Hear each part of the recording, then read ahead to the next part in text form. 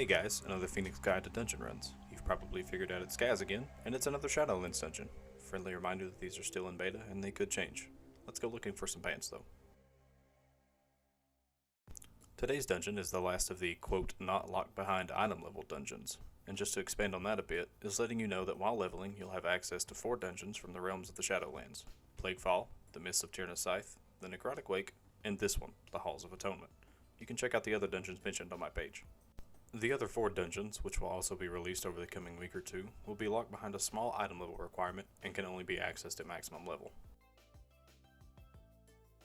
The Halls of Atonement are morbidly gothic and pretty interesting to look at thanks to the Venthyr we'll be facing here. The halls are where souls given to the care of the Venthyr are subjected to, you guessed it, atonement for their sins in life.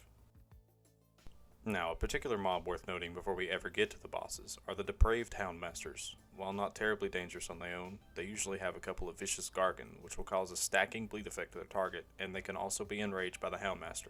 Where possible, you'll want to focus down the Houndmaster before moving on to anything else. Another thing to mention here is, if you have anyone in your party with the Venthyr Covenant, the loyal Stormborn enemies littered around the dungeon can be turned to your side and grant a large damage mitigation buff to the party. Definitely keep an eye out for that extra action button here.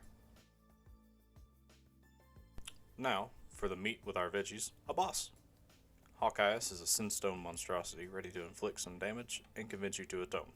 Something you should know up front here is most of his abilities leave behind a zone of glass shards, which reduce movement speed and deal noticeable damage while you're stood inside.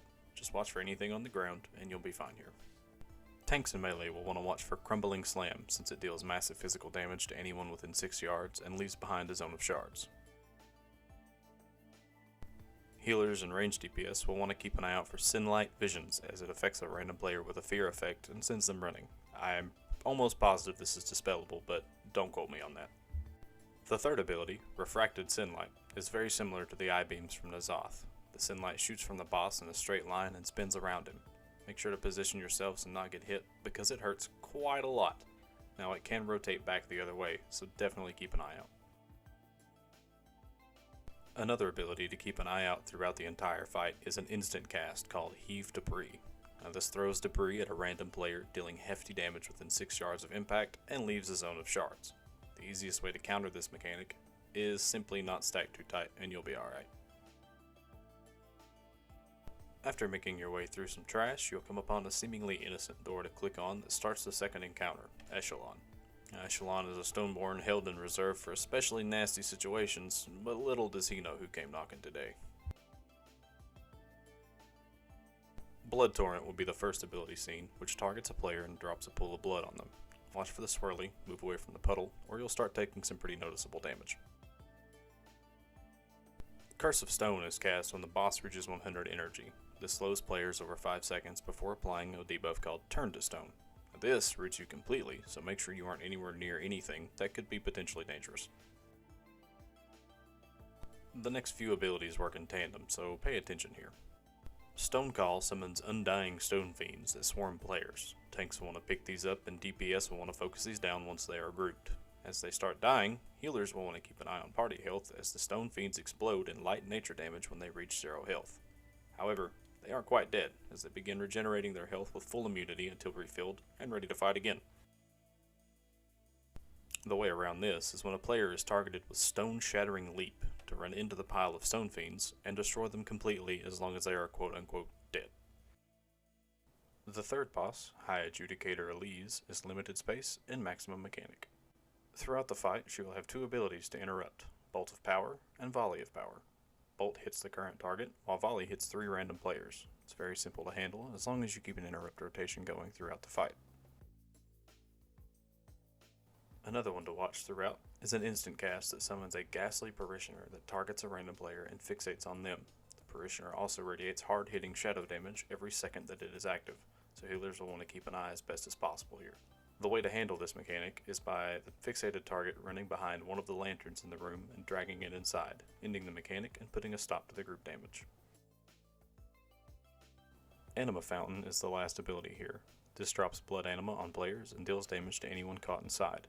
Simply shift to either side of the swirl to avoid it, and if the parishioner is active while the fountain is spilling, this becomes doubly hectic on healers, so everyone needs to watch their feet and try to give the guy keeping you alive a little bit smaller of a headache.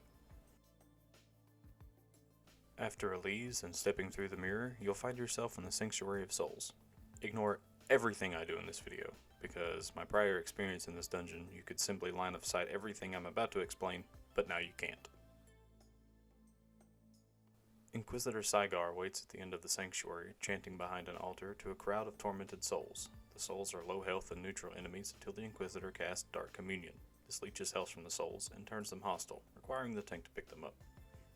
The simplest solution here is, instead of pulling him around the wall as I do in the video, keep him at the altar and have your DPS AoE the neutral souls down as fast as possible, with things like Blade Storm and Blade Flurry. The sooner the souls cease to be, the less Saigar can commune and regain all his health.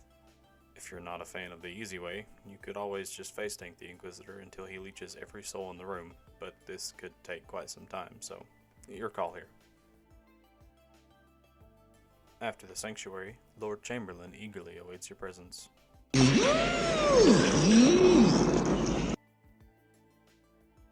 Unleash Suffering is a simple cone ability that faces a random direction that any nearby players will want to avoid, as this inflicts massive shadow damage if caught. Erupting Torment is another ability to watch your feet for, as it spawns a large circle around the boss that hits quite hard if you aren't careful. At certain health percentages, the boss will cast Door of Shadows, teleporting him to the middle of the room and beginning a sequence of casts designed to designate your party. Telekinetic Onslaught grabs hold of the statues around the room and pulls them towards the boss, dealing heavy physical damage if you're stood in the way, and then pushing them away from the boss at the end of the cast, dealing damage again if you're caught. Ritual of Woe channels a beam of anima towards a statue that deals noticeable damage to all players every second if kept on the statue. The way around this is to have your tank stand in front of the beam and eat the damage instead. Healers will definitely want to watch your tanks for this. Also, shortly after pulling the boss and throughout the fight, Chamberlain will cast Stigma of Pride. This marks his target, inflicting shadow damage every 3 seconds that increases in damage with every tick. Healers will definitely need to keep an eye on their tanks throughout this fight. As the boss falls and blames his servants, the dungeon ends and your loot is claimed. I would also like to insert a small shout out to a couple friends from my guild on Horde side Agrimar, Carcosa, and Meraxis, for more than likely geeking out over some of the shots in this video, as they are huge fans of the Gothic theme and the Venthyr themselves. Cue the end of video reminder that these are still in beta and could change on release. Good luck and happy hunting.